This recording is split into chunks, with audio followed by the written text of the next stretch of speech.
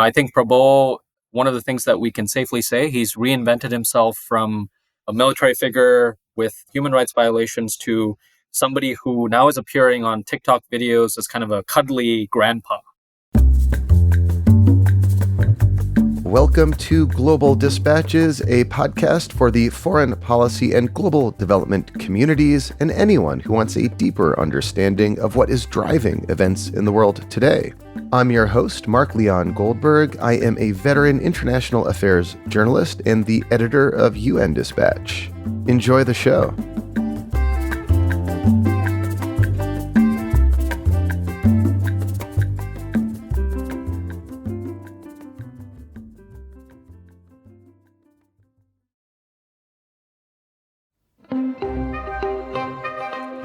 Indonesia is the third largest democracy in the world.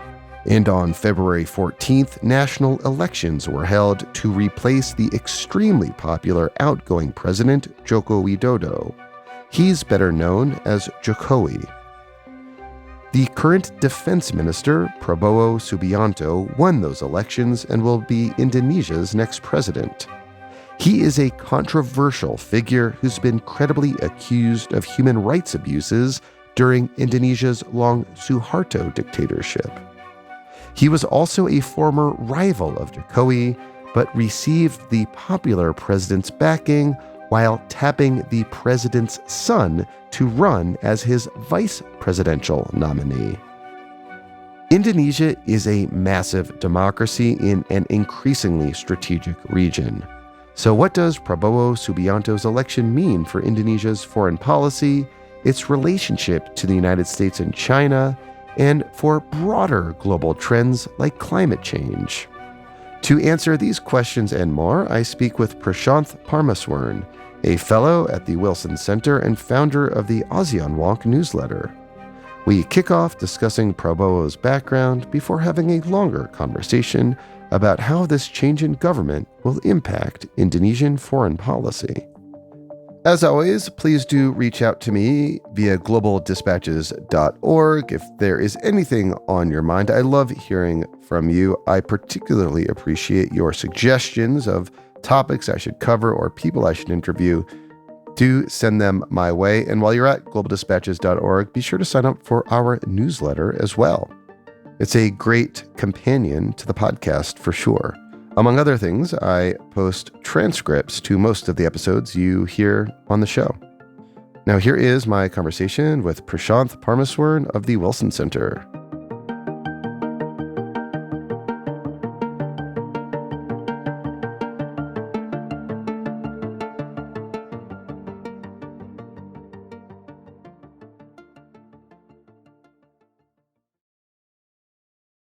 So as we are speaking, the votes are still being counted, but it's clear that Prabowo Subianto will be declared the winner. So what do listeners need to know about him? What's the best approach to learning about who he is and how he might govern?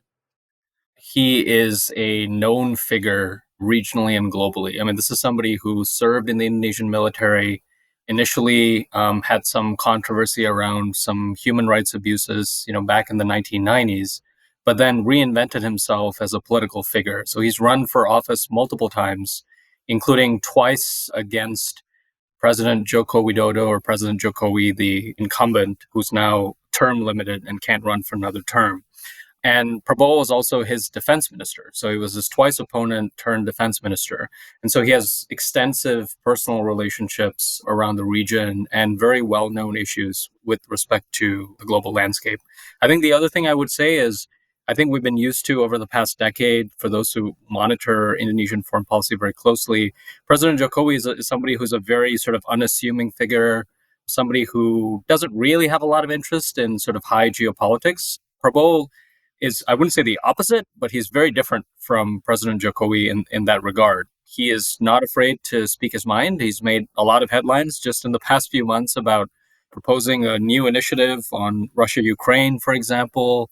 He's talked about how Western countries are kind of looking down on Indonesia, and perhaps the focus of the world is shifting to Asia, so Indonesia doesn't need the West anymore. So this is somebody who, is going to be very outspoken in Indonesia's foreign policy, which we have not been used to in the past decade or so. So I think those are a few things that we may want to watch with respect to Prabowo as a person when he takes office. And how might the United States in particular navigate its relationship with Prabowo? You mentioned earlier some human rights issues. Those were, I believe, related to the torture and disappearance, if not execution, of a number of human rights activists and democracy activists. And I believe he was even barred from the United States for many years. Yeah, that's right. So this was Prabowo's reputation with respect to his relationship with the United States. I think the big thing to watch for with respect to Indonesia's relationship with the United States is the trend in the last two terms of Jokowi of the last decade is that Indonesia has sought first and foremost for economic sources of investment to power its development as a middle power. And the big source of that has been China. Not because Indonesia is ideologically sort of leaning towards China, but because that's essentially where the financing and investment has come from. But there's a lot of concern within Indonesia about needing to diversify sources of investment. And so Indonesia has looked to Japan, it's looked to other countries, including the United States, to try to diversify its relationship. So last year, Indonesia upgraded its relationship with the United States to the level of a comprehensive strategic partnership when Jokowi visited the United States. There's a lot of talk about greater cooperation in areas like semiconductors, for example, higher education, and so on and so forth. But ultimately, for Jokowi and for Indonesia's next president, if Prabowo happens to be confirmed in that role and be inaugurated, they're going to be looking for actual investment and substantive cooperation. And that's been more difficult. A good example of that is Indonesia has been seeking a critical minerals agreement. Indonesia is one of the world's largest sources for some of the key critical minerals like nickel, for example. But it's been really difficult for the United States to agree to that, in part because China has had a hold in terms of Indonesia's sort of critical minerals sector because of investments they've made there. But there's a lot of environmental issues, labor issues, and that creates a lot of challenges for the United States in terms of how they're going to navigate that relationship with Indonesia. So I would say strategically, Indonesia, particularly on the security side, welcomes more security links with the United States, military exercises, so on and so forth. The difficulty is going to be how that translates into the United States playing a role for Indonesia's economic development. And that continues to be a challenge because China has a sort of perceived upper hand in that regard. And you're saying it is like a critical minerals agreement that would, spur or inspire greater economic cooperation between Indonesia and the United States. So what exactly is like a critical minerals agreement in this context, in the context of U.S. foreign policy in general? Essentially, this comes out of the fact that the case that the Indonesians have been making for this is the fact that, if the United States is truly interested in the kind of strategic reality that China has been sort of one of the key sources of these critical minerals, and the United States is on a path to sort of diversify away from Beijing and create more sources for these critical minerals. And Indonesia is one of the places where those critical minerals come from.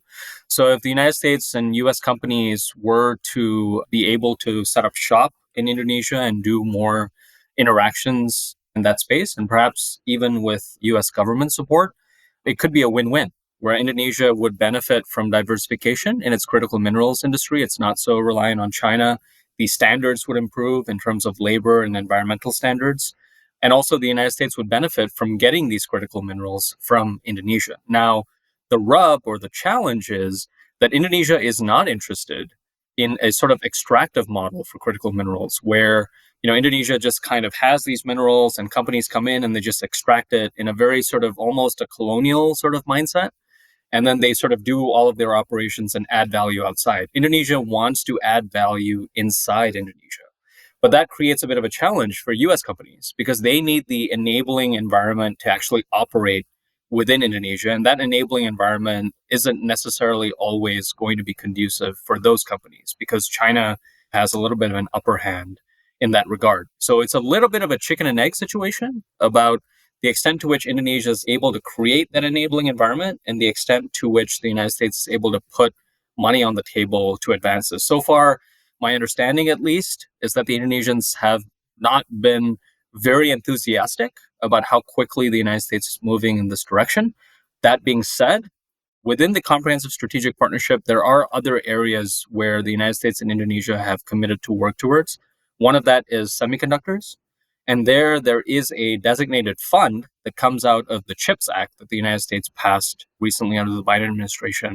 And Indonesia is one of those countries that's going to be prioritized for the United States working on semiconductors. So that's another area where, even if we don't see a lot of progress perhaps on the critical minerals front, we might see some of the progress in other of these sectoral areas, with semiconductors being one example.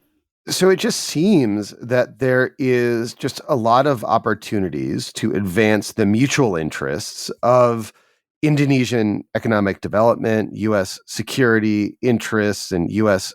hard economic interests as well. There's just seemingly like a plethora of opportunity there. But I wonder to what extent that might be undermined by Prabowo himself. I mean, we've seen a degree of backsliding, democratic backsliding in Indonesia over the last few years. And from all I've gathered of what you've intimated, Prabowo seems to be likely to accelerate that process of democratic backsliding. Do you see that complicating Indonesia's relationships with the West in general and the US in particular? It's a good question, and I think there are some people who are concerned about this in Indonesia. This came to a head in particular when Jokowi, through some very controversial political maneuvering, had something in place where his brother-in-law, who was making a key decision in Indonesia's constitutional court, made a decision to lower the age requirement such that Jokowi's son would be able to enter Prabowo's ticket as the vice president. Just to emphasize that, so Jokowi, the massively popular current president, had a brother-in-law who sat on the equivalent of a high court who allowed Jokowi's son to become vice president to Prabowo, despite the fact that the son ostensibly was too young to hold the position. Exactly. That's right. And in spite of the fact that, Prabowo had been his two-time election opponent and then came into the cabinet as the defense minister. So if anything, this shows how flexible Indonesia's politics is. And it also shows how the fear and concerns about democratic backsliding have really come to the fore under President Jokowi. I think there is a sense, on the one hand that, Indonesia's democracy has proven quite resilient since the late 1990s when it transitioned away from President Suharto after the Asian financial crisis and became a democracy. It's held multiple successive elections where, no one has contested the outcome actively and followed through on that. But obviously this remains to be seen. I think one optimistic thing you can point to is the fact that Prabowo has declared victory already in the election. We don't have the official count, but none of the other two candidates who are competing have outright come out and challenged Prabowo and said they won't respect the decision. In fact, it's quite the contrary. They've said, we're going to wait for the official results and we'll respect whatever outcome that's going to emerge. But I do think looking forward to a Prabowo administration, assuming that he becomes Indonesia's president, that's going to be very complicated. I think on the one hand, you have this tendency where Indonesia has multiple centers of power. They're very flexible. They move quite quickly. It's very difficult for one person to transcend that. But on the other hand, as we've seen with President Jokowi, we have seen some weakening of Indonesia's institutions. I pointed to the Constitutional Court, which actually has had history of providing a lot of very fair decisions over the past few years. It's had a very good record. But now we have this concern. I should add, even after Jokowi's son was allowed to become vice president, there was a decision to actually remove Jokowi's brother-in-law from actually making decisions when it comes to the political process. But the fact that that ruling is binding means that you can't change the actual decision, right? So that's on the Constitutional Court. But even away from the Constitutional Court, Indonesia has had an anti-corruption commission. And when Jokowi first came into office in his first term, he mentioned that one of the things he wanted to do was to tackle corruption. And that was one of the things that catapulted him to power. But during his 2 terms in office, the Anti-Corruption Commission has seen some of its power erode as well.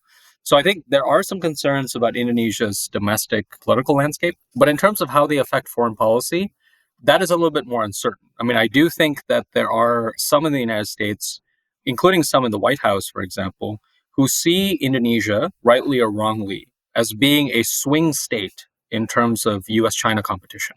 And so it is really important, irrespective of the domestic political challenges that Indonesia faces, for the United States to engage Indonesia in this regard. Now, I think the big concern there would be, to what extent is the United States willing to overlook democracy and human rights concerns if they come to the fore? And I think if they exacerbate under a Prabowo presidency, that would be quite unfortunate in that regard. One other thing I would point out, Prabowo is, as I said, a very well-known figure in the international and regional landscape, but he's also going to be governing, assuming he becomes president, in a very different environment. You know, Jokowi lent his support to Prabowo, which would play a role in terms of how Prabowo got to the finish line. He wasn't able to win the last two elections, but Prabowo is very different from Jokowi. So it's very unclear how that popularity of Jokowi is going to translate to Prabowo when it comes to governing. And if he doesn't have that support and he proves to be a very divisive figure, we could see a lot of complications during his presidency. And in Indonesia's atmosphere of flexible coalitions, that's going to be important. You know, we have the presidential elections, but we also have legislative elections in Indonesia. So we need to find out what the balance of political parties are going to be and what support Prabowo is going to have in Indonesia's legislature and how that's going to play out as well. How would you characterize President Jokowi's foreign policy, and do you expect Prabowo to kind of steer Indonesia in any substantially, new or different direction? I think, that's a question that's obviously going to be looming for the next few months. I think one thing that we can safely say, as I mentioned earlier, is that Prabowo is not going to be one of those people who, like Jokowi, is going to be, very coy about what he says about high geopolitics. He is going to want to be very active. Jokowi, even if you look at his participation in sort of the UN General Assembly, he's failed to show up. If you talk to people from the Indonesian Foreign Ministry, they will actively say, Jokowi has questioned why he should be at some of these regional meetings, including meetings within ASEAN, which is quite different from how Indonesia has been perceived as kind of a leader within the Association of Southeast Asian Nations, which is a diplomatic grouping within Southeast Asia. So, that's quite different. I do think Prabowo will be more active, more outspoken in that regard. But where I think it's less clear is where exactly his tendencies and his rhetoric will actually translate into reality. Keep in mind, one of the things that Jokowi has wanted to see is his successor kind of sustain his foreign policy legacy and his domestic legacy in particular. And so if you are wanting to continue things like, bringing in new infrastructure, promoting new foreign investment, making sure you don't sort of pick sides between the United States and China and all of these things, Prabowo is also going to be having that sort of tendency as well, depending on how we see things play out. So I'm not exactly sure how this kind of rhetoric is going to actually translate into actual policies. Now, where might we see change? I think, Prabowo will be very active in terms of some of Indonesia's security and defense policies, because he was a former defense minister. He has been on the record of saying that, assertiveness by China is a big concern and Indonesia needs to do more on that. He's a very sort of traditional nationalist. And so on defense and security issues, I do think we will probably see a harder line from Indonesia. A harder line from Indonesia towards China. I would say not to China in the aggregate, but towards particular issues. So with respect to, for example, Chinese assertiveness that's affecting maritime disputes that Indonesia has with China that relate to the South China Sea. Even though Indonesia doesn't technically consider itself a claimant, it does have disputes with China in this regard. I think if they occur, you will see a much more clear response from Indonesia that comes from Prabowo and his team.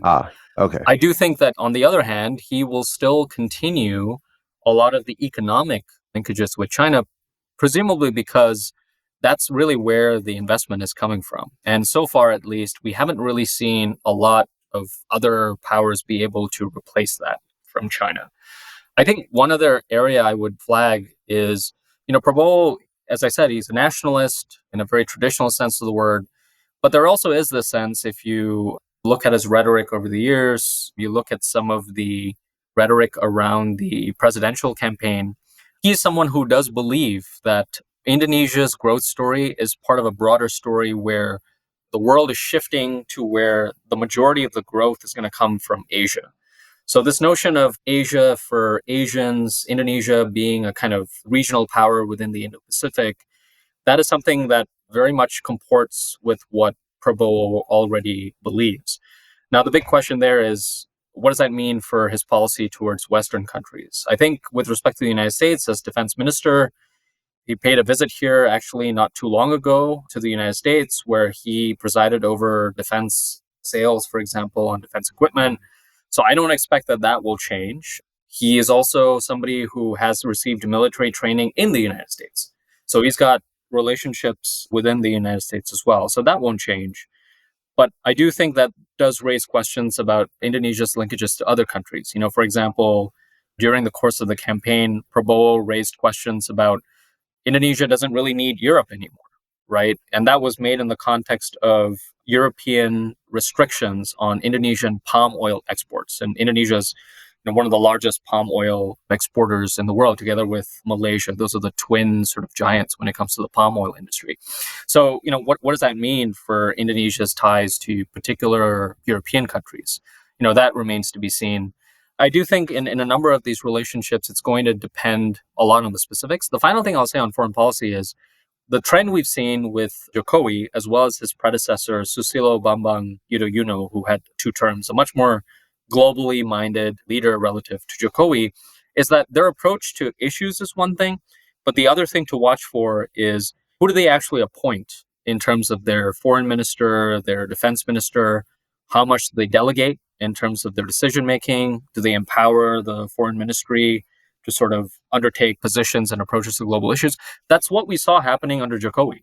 He himself had very little interest in high geopolitics, but he allowed the foreign ministry to undertake a number of initiatives there as well. On the one hand, that allowed them to make some progress. On the other hand, there was some concerns within Southeast Asia, as well as in some global capitals, that the president himself wasn't very engaged. Now, what might we see under President Prabowo?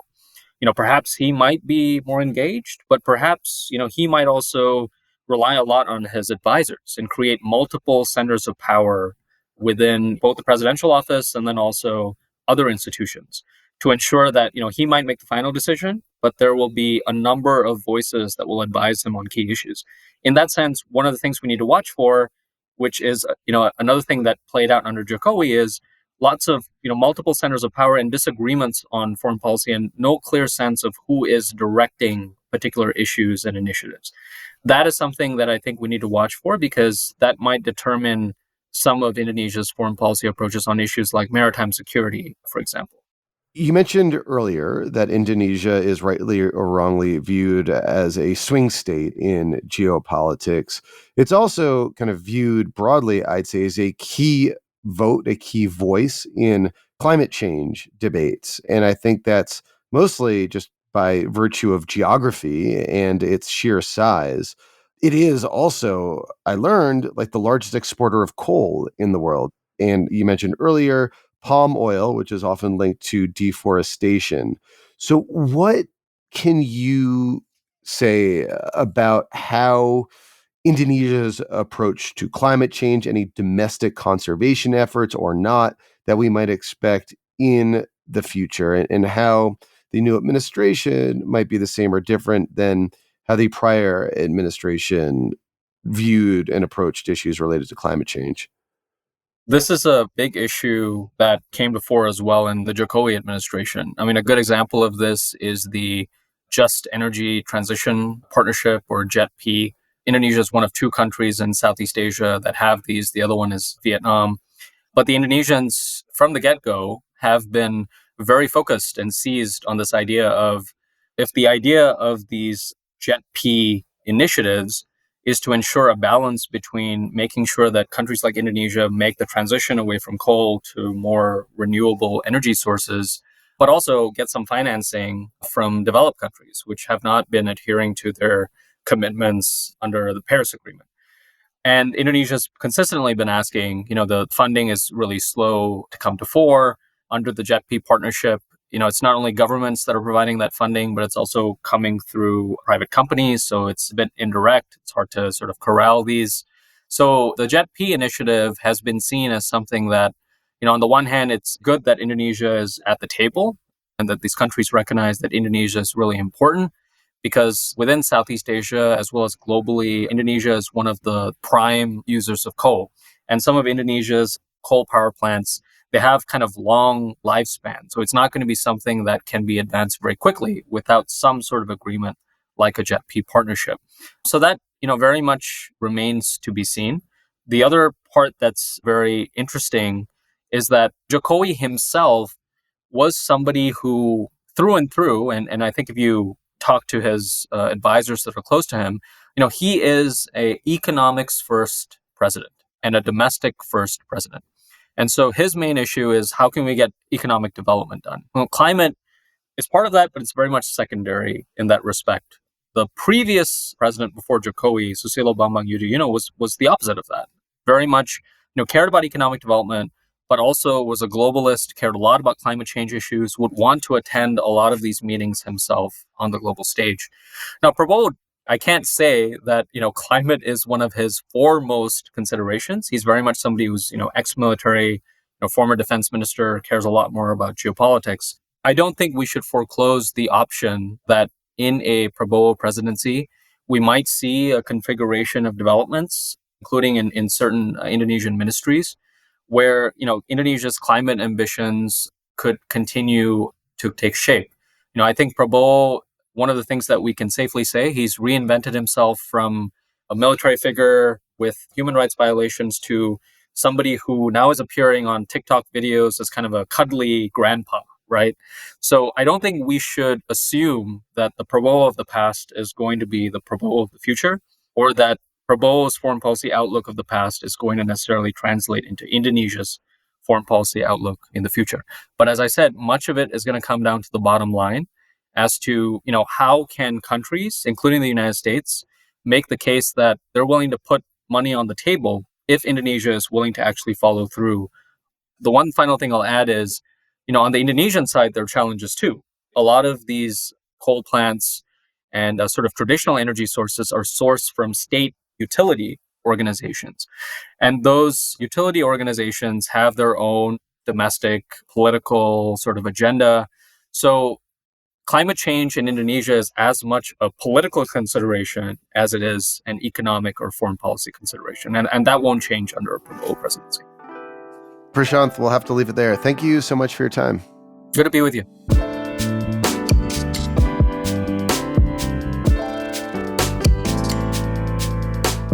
Thanks for listening to Global Dispatches. The show is produced by me, Mark Leon Goldberg. It is edited and mixed by Levi Sharp. If you are listening on Apple Podcasts, make sure to follow the show and enable automatic downloads to get new episodes as soon as they're released. On Spotify, tap the bell icon to get a notification when we publish new episodes. And of course, please visit globaldispatches.org to get on our free mailing list, get in touch with me, and access our full archive. Thank you.